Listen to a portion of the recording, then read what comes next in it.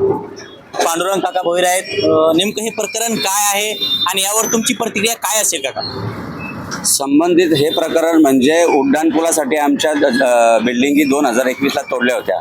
संबंधित या रस्त्यासाठी 24 मीटर रस्त्याचं संपादन झालं असे नगरपालिका ठाणे महानगरपालिका म्हणते, पण त्यांच्याकडे 24 मीटरचा GR नाही आहे. आमची जमीन जेवढी संपादन झाली आहे त्या व्यतिरिक्त हे जास्त अतिरिक्त जमीन आमची घेण्याचा प्रयत्न करतात आणि सदर प्रकरण उच्च न्यायालयामध्ये प्रलंबित आहे. आता ते चालू होणार आहे. तरी जबरदस्तीने कोणाच्याही दबावाखाली माझ्या जमिनीवरून ते ॲक्टिव्हिटी करत आहेत.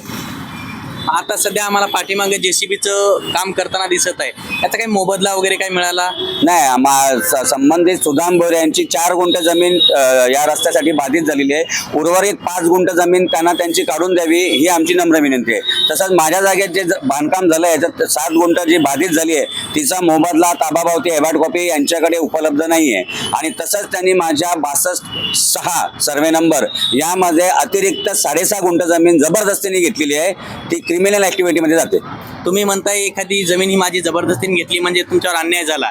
मग जर हा तुम्हाला न्याय मिळत नाही तोपर्यंत तुमची आता पुढची प्रोसेस काय असेल? मी आता संबंधित हा पूल प्रकल्प विभाग जो आहे, हा प्रकल्प आहे, हा इनलिगलच आहे. कारण यांचा GR आहे या संदर्भात की 100% ॲक्विजिशन झाल्याशिवाय कुठे प्रकल्पाची निविदा काढू नये.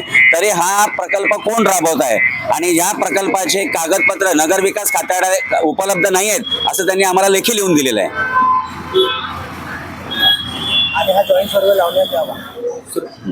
आता या संदर्भात आम्ही न्यायालयाला सांगितलं आहे की परत कोर्ट कमिशन सर्वे द्यावा.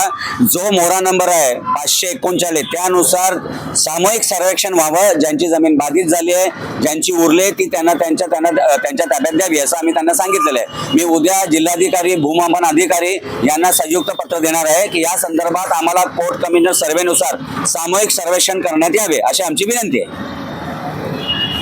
तुम्ही पण बोला.